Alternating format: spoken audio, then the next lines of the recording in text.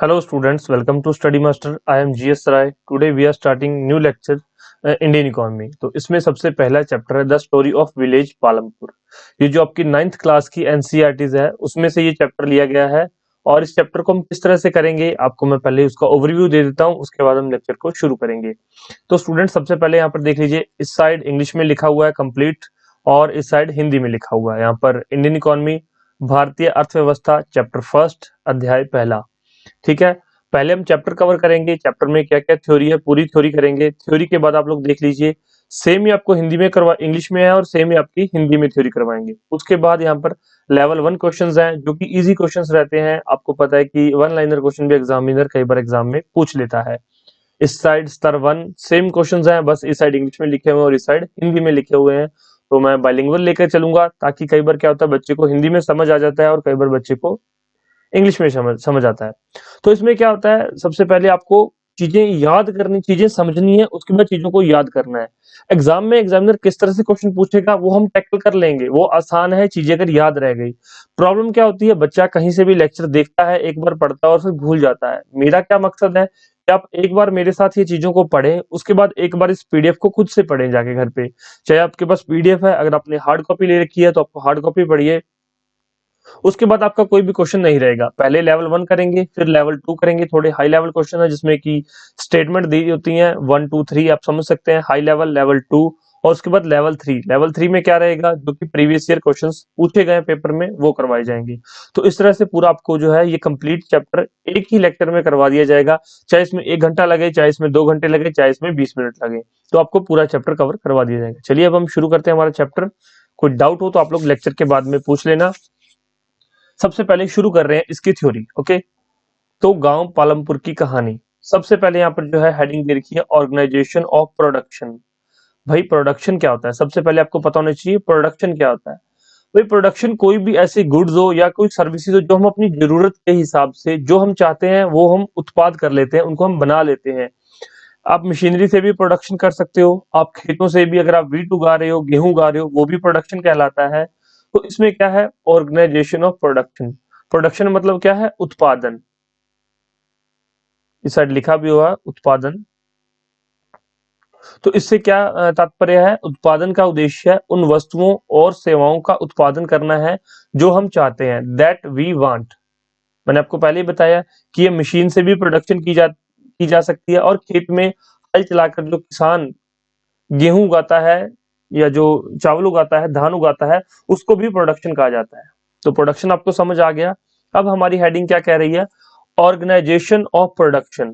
तो उत्पादन का संगठन, ये एक संगठन है। अब संगठन किस तरह से है, संगठन पहले तो आप ये देखिए कि ऑर्गेनाइजेशन क्या होती है, जिसमें कुछ लोग मिलके काम करते हैं, उसको बोलते हैं ऑर्गेनाइजेशन। तो अब यहाँ पर हम किस ऑर्गेनाइजेशन के बारे में पढ़ेंगे, प्रोडक्शन की ऑर्गेनाइजेशन की।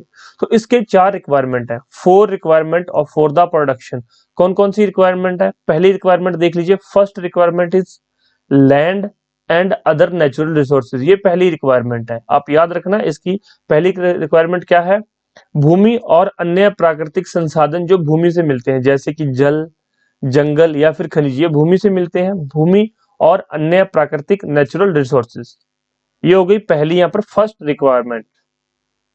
उसके बाद the second requirement is labour. दूसरी रिक्वायरमेंट कौन सी है, लेबर की, श्रम की, जो लोग काम करेंगे, people who will do the work. पहली रिक्वायरमेंट हम समझ गए, दूसरी रिक्वायरमेंट के बारे में हमने जान लिया। Some production activity require highly educated workers to perform the necessary task. और उसके अलावा कुछ वर्कर्स हमें ऐसे भी चाहिए जो कि शारीरिक बल के तौर पर काम कर सकें, अपने शरीर की मजबूती के तौर पर। जैसे आप समझ सकते हैं, जो एक एजुकेटेड पर्सन है वो सिर्फ और सिर्फ क्या करेगा, सुपरविजन करेगा। और जो थोड़े कम पढ़े लिखे लोग हैं या फिर जो वर्कर्स हैं वो क्या करेंगे, वो मशीनों पे काम करेंगे या फिर वो अपने शरीर से जो भी उनका मेहनत का काम होगा वो करेंगे। उसके बाद देखिए, the third requirement is physical capital. The variety of input required at every stage during production, the item that come under physical capitals are. तो फिजिकल कैपिटल के अंदर कौन कौन सी आइटम्स आती हैं देख लीजिए, टूल्स, मशीन्स एंड बिल्डिंग्स। ये किसके अंदर आती हैं, फिजिकल कैपिटल के अंदर, जो कि तीसरी रिक्वायरमेंट है। और इसमें आगे देखिए, इसमें जनरेटर, टरबाइंस, ये सारी चीजें इसके अंदर दी गई हैं। Building can be used in production over many years and are called fixed capitals. अब इसमें फिजिकल कैपिटल में दो तरह की कैपिटल्स होती हैं। ये जो फिजिकल कैपिटल है मैंने आपको भी बताई है, फिजिकल कैपिटल भौतिक पूंजी, इसके अंतर्गत दो चीजें आती हैं, एक स्थायी पूंजी और दूसरी कौन सी है, परिवर्ती पूंजी। यहाँ पर देखिए फिक्स्ड कैपिटल और यहाँ पर वेरिएबल कैपिटल।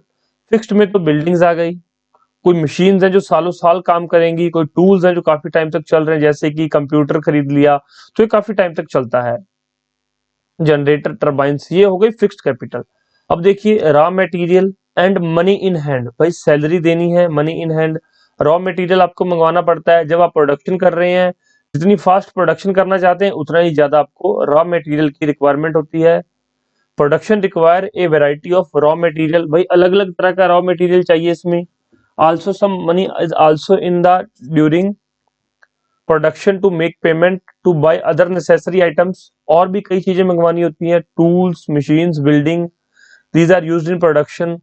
तो अनलाइक इनके अलावा टू, अब देखो टूल्स हैं वो घिस जाते हैं, मशीन है वो चलती रहती है, टूल्स घिस जाता है, टूल फिर मंगवाना पड़ता है। तो इसमें एक फिक्स्ड हो गई और एक वेरिएबल। वेरिएबल मतलब वेरी करते रहेंगे, टाइम टू टाइम इनकी जरूरत फिर पड़ती रहेगी। फिक्स्ड और वेरिएबल आप समझ गए, ये दोनों किसके अंदर आते हैं, ये फिक्स्ड कैपिटल के अंदर आते हैं, सॉरी फिजिकल कैपिटल के अंदर आते हैं, फिक्स्ड और वेरिएबल। यहाँ पर देखिए ये सारी चीजें जो मैंने भी आपको बताई हैं वो सेम टू सेम लिखी हुई हैं। उसके बाद है फोर्थ रिक्वायरमेंट, फोर्थ रिक्वायरमेंट है ह्यूमन कैपिटल। अब ह्यूमन कैपिटल का क्या मतलब है यहाँ पर, इसका मतलब है it refer to the knowledge and enterprise that are required to put together land, labour and physical capital to produce an output. मतलब ह्यूमन कैपिटल की जरूरत पड़ती है जो चारों चीजों को, जो ऊपर मैंने तीन चीजें बताई उनको इकट्ठा करे और कुछ नया प्रोड्यूस करे, प्रोडक्शन को शुरू कर सके, तो उसको बोलते हैं मानव पूंजी, कहलाती है ह्यूमन कैपिटल। तो ये चार चीजें आपको समझ आ गई होंगी। तो प्रत्येक उत्पादन भूमि, श्रम, भौतिक पूंजी और मानव पूंजी को मिलाकर आयोजित किया जाता है, मतलब प्रोडक्शन करनी है तो इन चार चीजों की रिक्वायरमेंट पड़ेगी ही पड़ेगी। तो ये चार चीजें आप अच्छे से याद कर लीजिए, अगर आप नोट डाउन करना चाहते हैं तो नोट डाउन भी कर लीजिए। अब सबसे पहला पॉइंट हमें समझ आ गया कि प्रोडक्शन क्या है। दूसरा पॉइंट क्या हमने कवर किया कि प्रोडक्शन के लिए किन किन फैक्टर्स की जरूरत पड़ती है, तो हिंदी वालों को भी कवर हो गया होगा कि उत्पादन क्या है और उत्पादन के लिए किन किन संसाधनों की जरूरत पड़ती है। अब आपको पता है इंडियन इकोनॉमी के अंदर एक ही चीज है कि भाई कम से कम पैसे के अंदर ज्यादा से ज्यादा लोगों का फायदा हो सके। इकोनॉमी का, हम इकोनॉमी को पढ़ते क्यों है, इकोनॉमी की इतनी इतनी बुक्स, ग्रंथ, थ्योरीज क्यों दी गई हैं, ताकि भाई थोड़े रॉ मटेरियल से ज्यादा प्रोडक्शन की जाए, ज्यादा प्रोडक्शन की जाए कम से कम कॉस्ट के अंदर, और थोड़े उसका कॉस्ट कम रखा जाए और ज्यादा लोगों तक चीजों को पहुंचाया जाए। तो हम हर बार हर एक पॉइंट पे यही कोशिश करते हैं, इंक्रीज द प्रोडक्शन, ताकि हमारी प्रोडक्शन किसी तरह से बढ़ जाए, वेस्ट मिनिमाइज हो जाए, वेस्ट बिल्कुल ना रहे, हम ये भी कोशिश करते हैं।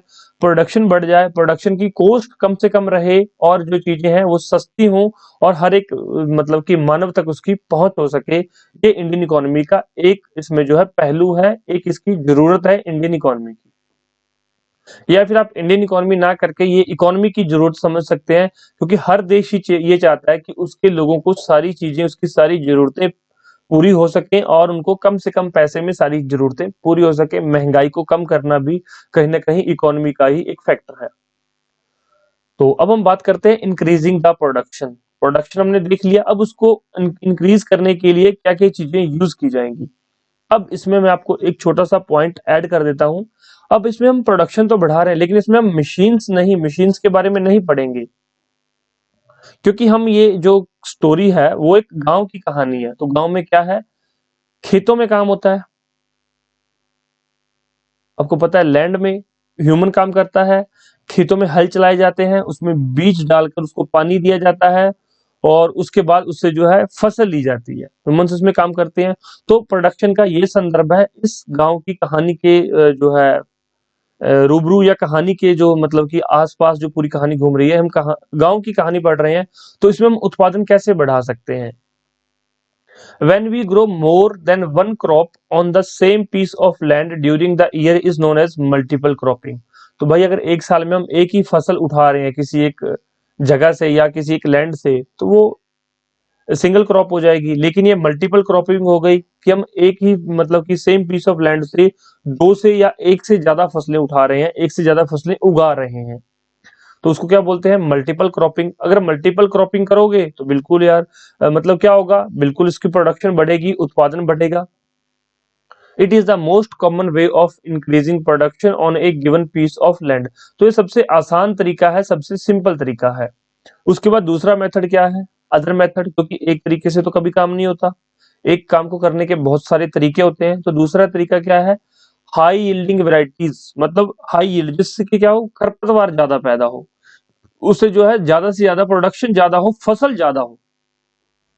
The great revolution in the late 90s 1960s introduced the Indian farmer to cultivation of wheat and rice using high yielding varieties of seeds।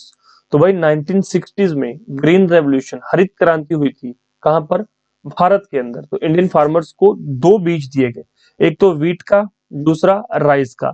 वहां पे आपको जो एग्जामिनर कंफ्यूज करने के लिए और बहुत सारी फसलों के नाम देता है, लेकिन सिर्फ और सिर्फ हाई यील्डिंग वैरायटीज बीज 1960 में सिर्फ दो ही फसलों के लिए थे, कौन से, व्हीट और राइस के लिए। तो आपको ये बात हमेशा याद रखनी है।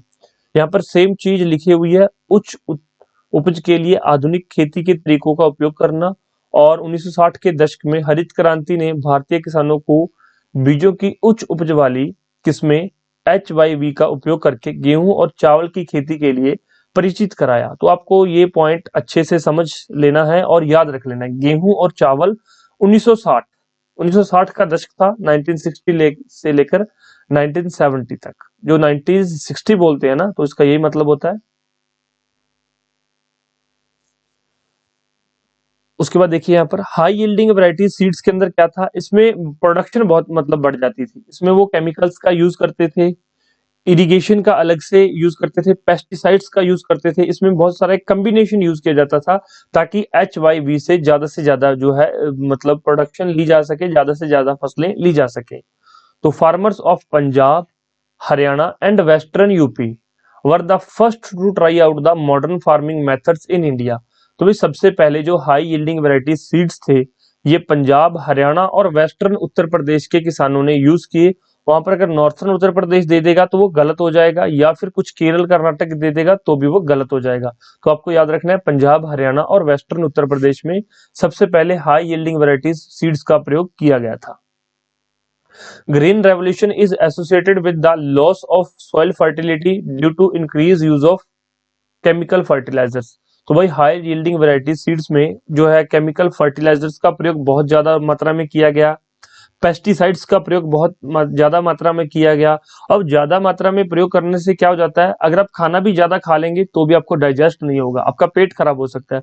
उसी तरह से किसानों ने प्रोडक्शन बढ़ाने के लिए बहुत ज्यादा मात्रा में केमिकल फर्टिलाइजर्स का यूज किया, पेस्टिसाइड्स, दवाओं का प्रयोग किया। इससे क्या होगा, सॉइल फर्टिलिटी जो है उसमें बहुत ज्यादा लॉस होने लगा और वो कम होने लगी, और जो सॉइल की क्वालिटी में भी फर्क पड़ने लगा।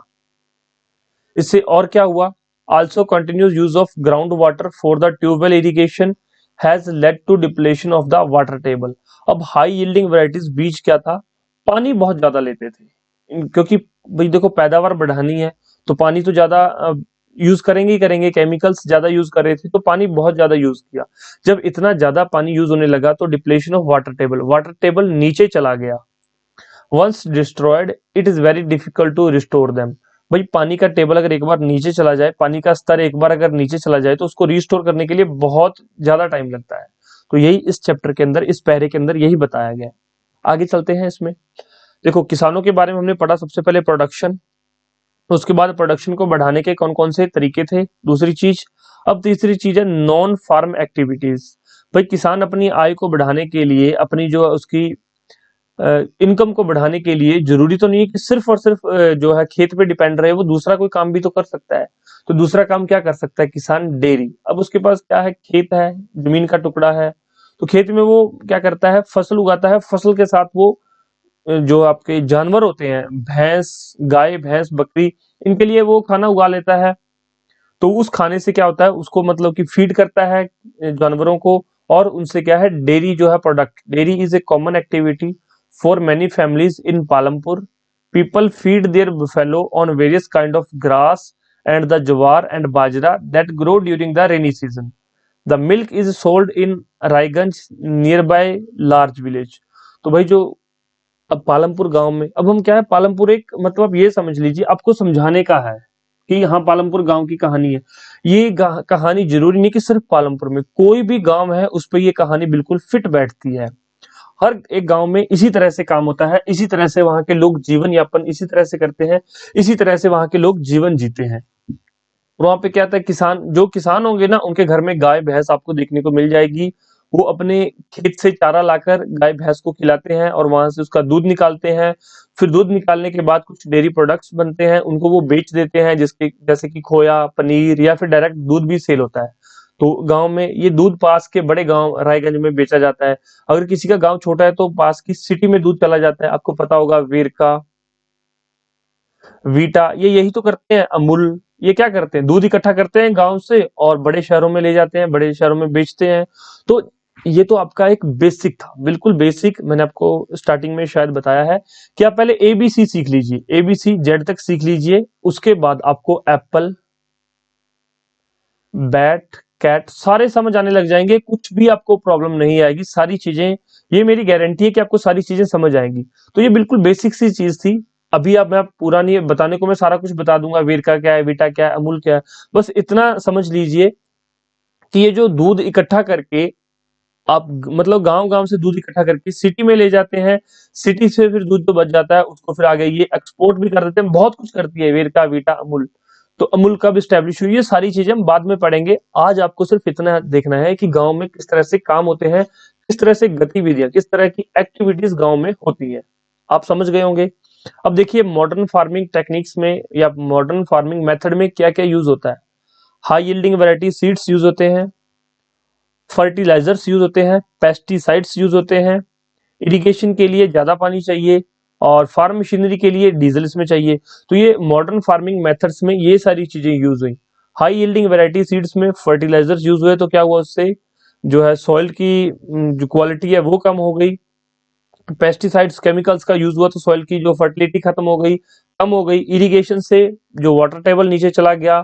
फार्म मशीनरी यूज हुई तो क्या हुआ, डीजल के प्राइसेस बहुत ज्यादा बढ़ गए, फॉसिल फ्यूल्स का यूज बहुत ज्यादा होने लगा, तो क्या होगा, एनवायरमेंट पे इफेक्ट पड़ने लगा। तो जैसे जैसे हम आगे बढ़ते जाएंगे चीजें आप अपने आप आपको समझ आती जाएंगी और मैं सारी चीजें आपको कवर करवाता जाऊंगा। कोई भी पॉइंट आपका ऐसा नहीं रहेगा जो आपको समझ में ना आए या फिर जो आपको यहाँ पर करवाया ना जाएगा। ठीक है। फिर भी कोई डाउट हो तो आप कमेंट बॉक्स में ऑलवेज कमेंट करके जो है चीजों को पूछ सकते हैं। चलिए आगे बढ़ते हैं हम अपने चैप्टर में। तो अब उसके बाद हमने स्टोरी देख ली विलेज पालमपुर की कि इसमें क्या क्या कुछ, हमने पूरी एक्टिविटीज को पढ़ लिया, समझ लिया। अब हम करते हैं इसके क्वेश्चंस। पहले हम लेवल 1 पर आए हैं, लेवल 1 करेंगे, स्तर 1, प्रश्न एवं उत्तर। तो पहला क्वेश्चन देखते हैं यहाँ पर, Which of the following is not required for the production of goods and services? और जितने भी स्टूडेंट्स हैं सारे एक्टिवली पार्टिसिपेट करेंगे ताकि आपने जो चैप्टर ऊपर पढ़ा है वो आपको समझ आया है या नहीं आया। पूरे क्वेश्चंस को ध्यान से सॉल्व करना। और अगर आपको एक बार में क्वेश्चन ना समझ आए तो आप इसकी जो पीडीएफ है उसको पढ़ लेना। और एक बार मैं चाहता हूँ कि सभी स्टूडेंट्स एक एक बार, चाहे कोई इंग्लिश का स्टूडेंट है तो वो इंग्लिश में पीडीएफ पढ़े, और ये पीडीएफ या फिर जिसके पास हार्ड कॉपीज है वो हार्ड कॉपीज में से चैप्टर करे। और हिंदी वाले स्टूडेंट्स हिंदी मीडियम की जो है ये बुक्स में से जरूर पढ़े। ठीक है, क्योंकि जब तक आप पढ़ोगे नहीं तब तक चीजें याद नहीं रहेंगी। मैंने आपको बता दिया है, आपको चीजें समझ आ गई हैं, अब उसको एक बार खुद से पढ़ भी तो लो कि ठीक है इसमें सारी चीजें जो सर ने बताई वही लिखी है, कुछ और भी लिखा हुआ है। अब जो आपने सुना है उसके बिहाफ पे क्वेश्चंस को सॉल्व करने की कोशिश करते हैं। Which of the following is not required for the production of goods and services? Goods and services वस्तुएं और सेवाओं के उत्पादन के लिए निम्नलिखित में से किसकी आवश्यकता नहीं है। यहाँ पर नॉट रिक्वायर्ड पूछा गया है। भाई पानी की जरूरत पड़ती है, लेबर की जरूरत है, यहाँ पर फिजिकल कैपिटल की जरूरत है, लेकिन पोर्ट्स क्या है, बंदरगाह की जरूरत नहीं है। किसमें नहीं है, प्रोडक्शन में बंदरगाह की जरूरत नहीं है। प्रोडक्शन में हमने पढ़ा था 4 ही चीजों की जरूरत है, उसमें पोर्ट्स हमने नहीं पढ़ा था। ठीक है, तो ये समझ आ गया। हाँ, अगर आप इस प्रोडक्शन के बाद जो है जो भी फाइनल प्रोडक्ट है उसको ट्रांसपोर्ट करने के लिए बंदरगाहों की जरूरत पड़ेगी, लेकिन प्रोडक्शन के टाइम पे जरूरत नहीं है। तो यहीं पे यही पूछा गया है, नॉट रिक्वायर्ड। बिल्कुल सिंपल सा क्वेश्चन था, राइट आंसर इसका बी हो जाएगा। क्वेश्चंस को एक लाइन में ले आता हूं ताकि आपको प्रॉब्लम ना हो। विच of the following comes under fixed capital? निम्नलिखित में से कौन अचल पूंजी के अंतर्गत आता है? Raw material, tools, machine, both B and C. तो मैंने आपको बताया था कि जो फिक्स्ड कैपिटल में टूल्स और मशीन्स जो है फिक्स्ड कैपिटल के अंदर आते हैं, मैंने आपको स्टार्टिंग में कहा था। तो इसका राइट आंसर क्या है? डी। अचल पूंजी के अंदर उपकरण और मशीनें जो है अचल पूंजी में आती हैं, fixed capital. Raw materials are जो कच्चा माल है वो कौन सी है? वर्किंग कैपिटल है, फिक्स्ड कैपिटल है, नॉन वर्किंग कैपिटल है, वो किसके अंदर आती है? तो भाई रॉ मटेरियल फिक्स्ड में तो नहीं आती, नॉन वर्किंग में भी नहीं आती, क्योंकि ये वर्किंग कैपिटल के अंदर आता है। तो इसका राइट आंसर क्या है? ए। तीसरे का राइट आंसर हो गया ए। तो स्टूडेंट्स इसको याद रखेंगे, ABCD को ध्यान रखना क्वेश्चंस का। नेक्स्ट क्वेश्चन पर चलते हैं। Which of the following are factors of production? भाई प्रोडक्शन के कौन कौन से फैक्टर्स हैं? Land, labour, human capital, all of the above. बिल्कुल सिंपल, आपको सभी को पता है कि तीनों चीजों की जरूरत पड़ती है, भूमि, श्रम, मानव पूंजी और उपरोक्त सभी। तो इन सभी चीजों की जरूरत पड़ती है। नेक्स्ट देखिए, when we grew more than one crop on a piece of land during the year is known as fixed cropping, multiple cropping, single cropping या terrace cropping। तो भाई more than one crop, अब दो भी हो सकती है, तीन भी हो सकती है, कितनी? तो वो मल्टीपल क्रॉपिंग क्या कहा जाएगा उसको? उसको बोला जाता है मल्टीपल क्रॉपिंग, एकाधिक एकाधिक फसल। बी इसका राइट आंसर है। तो मैं जो टफ क्वेश्चन होता है वो यहाँ पर दोनों साइड पढ़ देता हूँ, अदरवाइज मैं इंग्लिश में करवा रहा हूँ। और हिंदी के स्टूडेंट्स का भी मैं ये ध्यान रखता हूँ कि कोई नुकसान ना हो। तो स्क्रीन पे जब मैं इंग्लिश में क्वेश्चन पढ़ रहा हूँ तो जो हिंदी मीडियम का स्टूडेंट है वो खुद ब खुद क्वेश्चन को यहाँ पर पढ़ सकता है। The green revolution helped in the cultivation of rice and wheat using. तो भाई हाई यील्डिंग वेराइटी बीज का यूज किया गया था, HYV सीड्स। राइट आंसर यहाँ पर डी हो गया। ग्रीन रेवोल्यूशन में HYV सीड्स यूज हुए थे। The modern farming method was first tried by farmers of। Modern farming method से सबसे पहले किस किसान मतलब किस स्टेट के किसानों के द्वारा यूज किए गए थे, प्रयोग में लाए गए थे? बिहार, मध्य प्रदेश, पंजाब या फिर वेस्ट बंगाल। तो हमने पढ़ा था हरियाणा, पंजाब और वेस्टर्न यूपी। तो यहाँ पर ऑप्शन में क्या है? पंजाब। तो राइट आंसर क्या हो जाएगा? सी।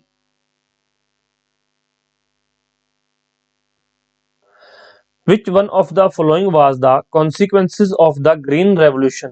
Loss of soil fertility।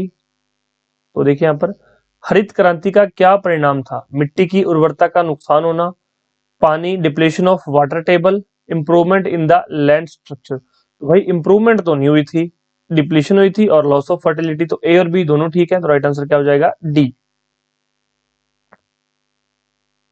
Next question देखिए, HYV सीड्स नीड। तो भाई जो हाई यील्डिंग वैरायटी सीड्स थे उनकी जरूरत, उनकी आवश्यकता क्या थी? पेस्टिसाइड्स उनको चाहिए थे, मैंने वो बताया था आपको। केमिकल फर्टिलाइजर्स चाहिए थे, प्लेंटी ऑफ वाटर, पानी बहुत सारा चाहिए था उनको। तो राइट आंसर क्या है? डी। इसका भी सही उत्तर डी हो जाएगा। तो जो मैंने ऊपर आपको जो है 10 से 15 मिनट में थ्योरी करवाई थी, ये सारे क्वेश्चंस कवर हो रहे हैं, आपने देख लिया होगा। अब इसके लिए आप 9th क्लास की पूरी एनसीईआरटीज उठा के बैठ जाओ तो ऐसा नहीं है। मैं आपको करवाऊंगा पूरी एनसीईआरटीज का जिस्ट करवा दूंगा, मैं सारी चीजें कवर करवाऊंगा। बस आपको मेरे ऊपर भरोसा होना चाहिए। जो मैं कंटेंट करवा रहा हूँ, जो मैं पढ़ा रहा हूँ वो पढ़ लो, बस जितना पढ़ा है उतना याद कर लो, सफिशिएंट रहेगा, आपका एग्जाम क्लियर हो जाएगा। और मैंने लेक्चर के स्टार्टिंग में बोला था कि ये लेक्चर प्री प्लस मेंस के अकॉर्डिंग है। एक बार आप खत्म कर लो इस लेक्चर को, उसके बाद मेंस के क्वेश्चन कैसे हल होंगे आप खुद ब खुद देखेंगे कि ठीक है ये मेंस का क्वेश्चन इस ईयर आया था और इसका आंसर हमें पता है, किस तरह से लिखना है वो भी हमें पता है। और मैं आपको आंसर लिखना भी सिखाऊंगा कि कैसे कैसे आंसर लिखते हैं। Which of the following is a non farm activity? भाई नॉन फार्म एक्टिविटी कौन कौन सी है? तो गैर कृषि गतिविधि कौन सी है इसमें से? ग्रोइंग व्हीट, भाई ये तो व्हीट को उगाना। Ploughing the field, selling dairy products. तो इसमें नॉन फार्म एक्टिविटी पूछी गई है। तो जो सेलिंग डेयरी प्रोडक्ट्स है इनको बेचना जो है ये नॉन फार्म एक्टिविटी है। ये फार्मिंग डेयरी उत्पादों को बेचना ये फार्मिंग एक्टिविटी नहीं है। Growing wheat, ploughing the field ये तो फार्मिंग एक्टिविटी है, लेकिन डेयरी प्रोडक्ट्स को बेचना ये एक फार्मिंग एक्टिविटी नहीं है। तो इसका राइट आंसर क्या हो जाएगा? सी। नेक्स्ट क्वेश्चन देखिए, अब लेवल 1 क्वेश्चंस खत्म हो गए हैं, 10 मैंने लेवल 1 क्वेश्चंस यहाँ पर रखे थे आपके लिए। अब लेवल 2 यहाँ पर स्तर 2, मतलब कि थोड़ा सा हाई लेवल क्वेश्चन भी आ सकता है, जरूरी नहीं कि वो ऑलवेज आसान क्वेश्चन पूछेगा आपसे। तो लेवल 2 में देख सकते हो आप, जैसे क्वेश्चन एग्जामिनर पूछता है वैसे ही मैं आपके लिए लेकर आया हूँ। Consider the following statement.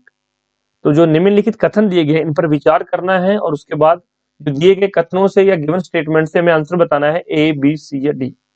तो पहले हम स्टेटमेंट्स को पढ़ते हैं। Tools and machines are fixed capital as well as physical capital. भाई जो टूल्स एंड मशीन्स हैं वो फिक्स्ड कैपिटल हैं और फिजिकल कैपिटल है। हमने पढ़ा था कि फिजिकल कैपिटल के दो मतलब आगे दो चीजें होती है, फिक्स्ड और वेरिएबल कैपिटल्स। तो जो टूल्स है वो फिक्स्ड कैपिटल है और फिजिकल कैपिटल है। तो पहली स्टेटमेंट बिल्कुल यहाँ पर ठीक हो जाएगी। तो हम इसको हटा देते हैं क्योंकि हमें क्या पूछा गया है, करेक्ट पूछा गया है। पहली स्टेटमेंट करेक्ट है तो 2 और 3 इसमें पहले नहीं दी गई, तो ये हमारा ऑप्शन कट जाएगा। Raw materials are working capital and not physical capital. यहाँ पर क्या पूछा गया, raw materials are working capital and not physical capital. तो यहाँ पर बिल्कुल ठीक है, जो रॉ मटेरियल है वो फिजिकल कैपिटल नहीं है, नहीं, raw material are working capital and physical capital incorrect है, क्योंकि वर्किंग एज वेल एज जो है फिजिकल भी है। नॉट है यहाँ पर दिया हुआ इसलिए गलत हो गया, अदरवाइज ये भी ठीक था अगर यहाँ पर नॉट ना दिया होता। रॉ मटेरियल वर्किंग कैपिटल है और ये फिजिकल कैपिटल भी है, तो नॉट यहाँ पर गलत है, इसलिए ये हमारा ऑप्शन गलत हो गया। दूसरा ऑप्शन गलत, तो इसमें दूसरा दे रखा है, इसको भी काट दो, इसमें दूसरा, इसको भी काट दो, तो आपके पास सिर्फ सी आंसर बच गया। ये एलिमिनेशन मेथड सबसे लास्ट में करवाते हैं, जब बच्चों को कुछ नहीं आता उस टाइम पे एलिमिनेशन मेथड काम आता है। लेकिन मैं आपको सारी चीजें एक साथ बराबर में लेकर चलूंगा ताकि आपका कभी भी कोई भी क्वेश्चन एग्जाम में ना ही तो वो रहे और ना ही वो गलत हो। मतलब आपका कुछ छूटा भी नहीं एग्जाम में और कुछ गलत भी नहीं किया, तो मतलब आप अच्छे से एग्जाम अटेम्प्ट करके आएंगे। हाँ, ऐसा हो सकता है कि कोई एक दो क्वेश्चन आपने पढ़े ही नहीं है, देखे ही नहीं है, तो भाई कई बार कुछ करंट अफेयर से आ जाता है, या कई बार कुछ ऐसा आ जाता है जो आपने पढ़ा भी होता है लेकिन वहां पर जाकर भूल जाते हो, तो वो एक अलग चीज है। लेकिन जिस तरह से ये मैंने आपको बताया कि ऊपर हमने चैप्टर पढ़ा, अब चैप्टर पढ़ने के बाद हमने तीसरी स्टेटमेंट तो अभी तक देखी नहीं और हमने आंसर सॉल्व कर दिया कि इसका आंसर सी आएगा। अगर पूरा क्वेश्चन पढ़ेंगे फिर तो हल हो ही जाएगा, लेकिन 2 स्टेटमेंट पढ़ के हमने आंसर निकाल दिया। तो ये चीजें भी आपको सिखाई जाएंगी। ये पहला लेक्चर था तो मैंने कहा चलो थोड़ी थोड़ी चीजें सारी बता दें ताकि पूरे कोर्स में आपको क्या क्या चीजें करवाई जाएंगी, किस तरह से चीजें करवाई जाएंगी, ताकि आपकी समझ में तो आए चीजें। Human capital is one of the requirement for the production of goods and services. बिल्कुल ठीक है, ह्यूमन कैपिटल की रिक्वायरमेंट है प्रोडक्शन के लिए, गुड्स एंड सर्विसेज के लिए। ह्यूमन ही तो जो सारी चीजों को इकट्ठा करेगा, बाकी जो 3 चीजें रह गई हैं। तो बिल्कुल ठीक है, यहाँ पर हमारा आंसर सी 1 एंड 3, 1 एंड 3। तो भाई हिंदी में भी सारी चीजें सेम लिखी हुई, आप लोग पढ़ सकते हैं इसको। दूसरा क्वेश्चन देखिए, कंसिडर द फॉलोइंग स्टेटमेंट। तो नीचे कुछ कथन दिए गए हैं, कुछ स्टेटमेंट्स हैं, इसको पहले पढ़ना है और उसके बाद हमें जो है कोड के थ्रू आंसर बताना है। Every production is organised by the combining land, labour, physical capital and human capital and they are also called the factors of production. तो यहाँ पर ये बिल्कुल ठीक स्टेटमेंट है। भाई हमने पढ़ा था ऑर्गेनाइजेशन ऑफ प्रोडक्शन, उसमें land, labour, physical capital, human capital, इन सबकी बात की गई थी और इन सबको क्या कहते थे, फैक्टर ऑफ प्रोडक्शन कहते थे। बिल्कुल ठीक है। ये multiple cropping is one of the ways of increasing production on land. बिल्कुल ठीक है कि multiple cropping is one of the way. अगर कहता ना इज द ओनली वे, अगर ओनली वे कहता तो ये गलत हो जाता। ये चीजें बड़ी ध्यान से करने की चीजें, यूपीएससी में ऐसे क्वेश्चंस पूछ लेता है एग्जामिनर, वहां पे क्या लिख देता है, multiple cropping is the only way. Only नहीं है, और भी कई मेथड्स हैं जो है प्रोडक्शन को बढ़ाने के, प्रोडक्शन ऑन लैंड। तो वन ऑफ द वे है, तो बिल्कुल ठीक है यहाँ पर। तो ये दोनों ही स्टेटमेंट ठीक है, 1 एंड 2। तो ये हिंदी में भी सेम क्वेश्चन लिखा हुआ है, तो आप इधर पढ़ लीजिएगा। नेक्स्ट क्वेश्चन देखिए, third question, consider the following statements with respect to green revolution. तो ये जो नीचे स्टेटमेंट दी गई है ग्रीन रेवोल्यूशन के विद रिस्पेक्ट है, तो हम इसको पहले पढ़ेंगे, फिर इनका आंसर डिराइव करेंगे और फिर आंसर देंगे। The green revolution introduced the Indian farmer to cultivation of wheat and rice using high yielding varieties of seeds. तो मैंने आपको बिल्कुल ध्यान देके, जोर देके कहा था कि व्हीट एंड राइस है, तो बिल्कुल ये ठीक है। पहली स्टेटमेंट यहाँ पर क्या है, हमारी पहली स्टेटमेंट यहाँ पर ठीक है।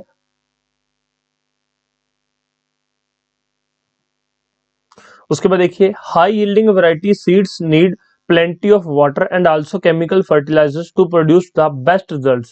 तो हाई यील्डिंग वैरायटी सीड्स में क्या है, बहुत ज्यादा पानी चाहिए, केमिकल फर्टिलाइजर्स भी चाहिए, पेस्टिसाइड्स भी चाहिए। तो ये दूसरी स्टेटमेंट भी यहाँ पर क्या है, ठीक है। तो भाई हिंदी मीडियम वाले परेशान ना हो, वो यहाँ पर पढ़ लीजिए।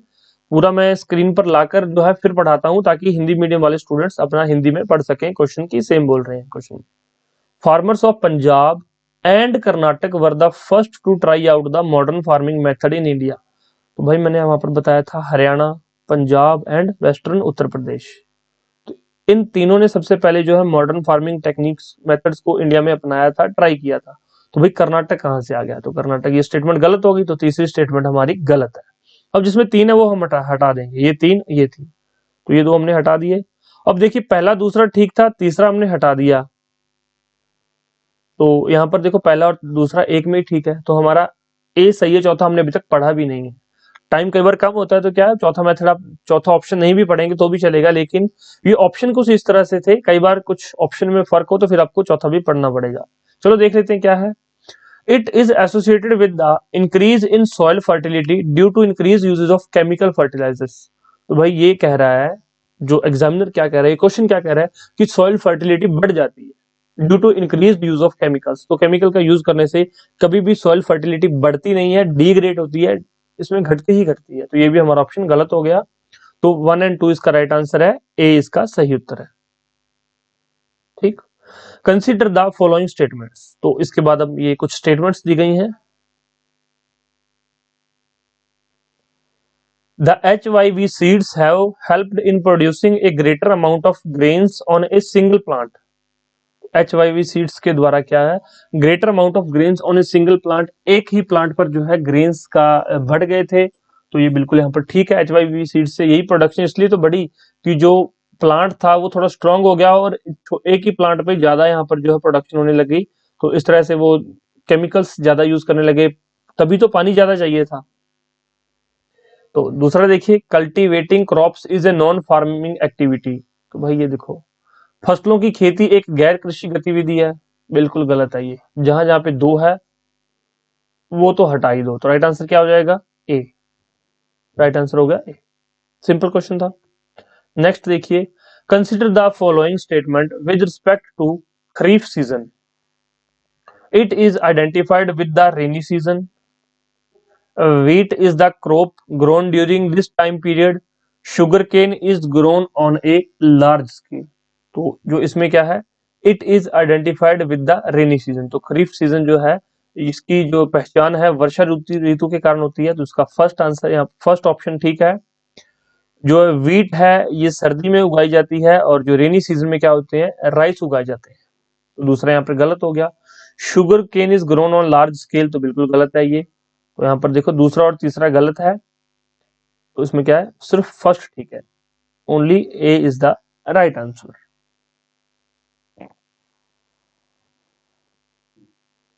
और जो इसमें एक और चीज आप थोड़ी सी नोट डाउन कर लीजिए, जो कि ज्वार और खरीफ सीजन की फसलें हैं, ज्वार और बाजरा। खरीफ सीजन की फसलें कौन सी हैं, ज्वार एंड बाजरा।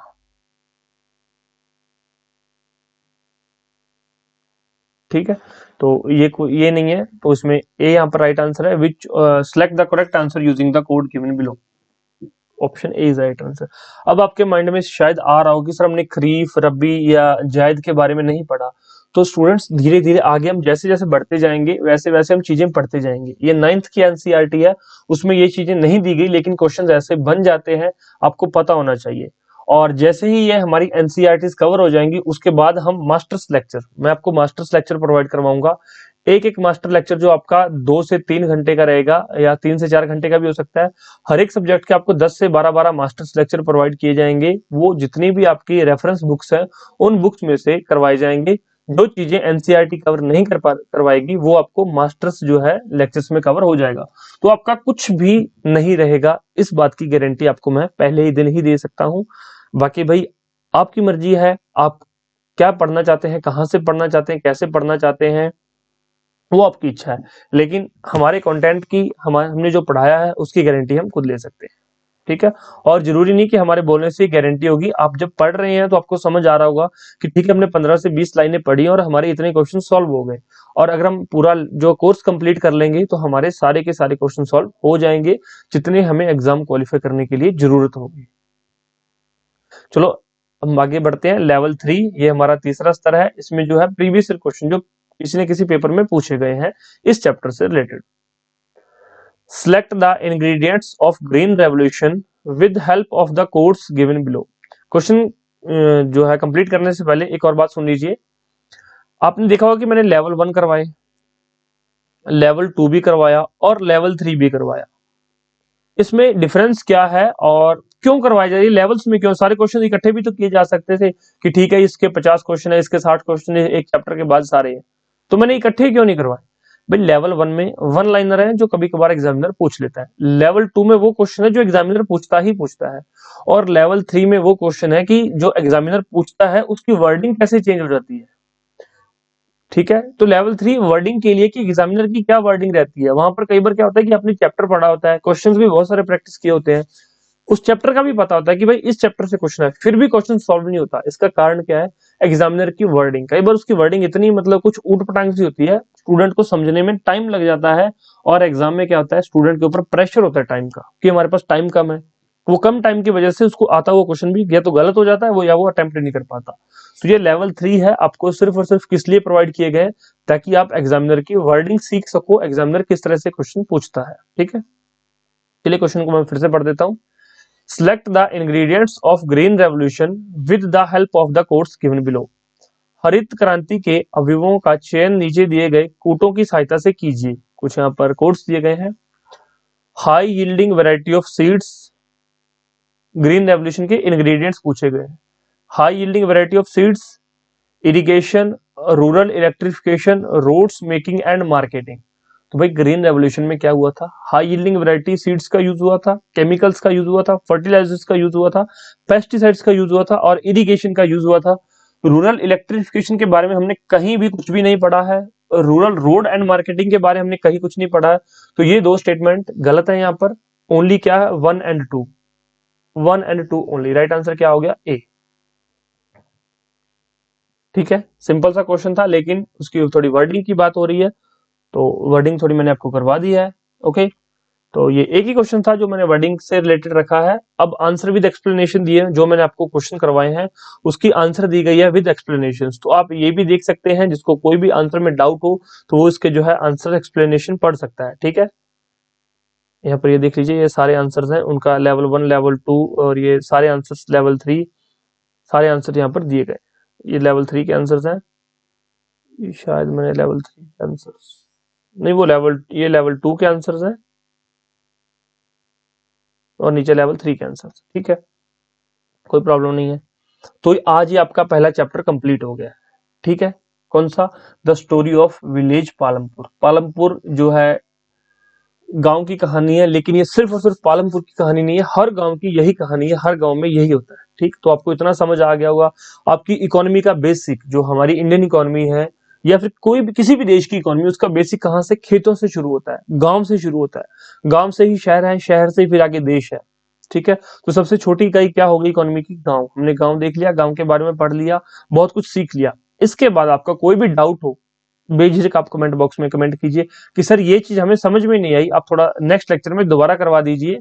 अगर आप ये हमारे लेक्चर्स हमारी एप्लीकेशन पर देख रहे हैं तो वहां पे नीचे आपको जो है ऑप्शन दिया गया, वहां पे आप कमेंट कर सकते हैं, वहां से आप हमसे मतलब डायरेक्ट कॉन्टेक्ट कर सकते हैं, कोई डाउट हो तो पूछ लीजिएगा। ठीक है, thank you so much, take care, bye bye.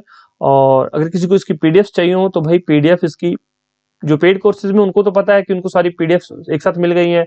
कोई भाई कहीं और देख रहा है, पीडीएफ के बारे में जानकारी लेना चाहता है, तो आप हमें व्हाट्सएप पे, ये हमारे फोन नंबर्स हैं, इस पे व्हाट्सएप करके कोर्सेज के बारे में जानकारी ले सकते हैं, पीडीएफ के बारे में जानकारी ले सकते हैं।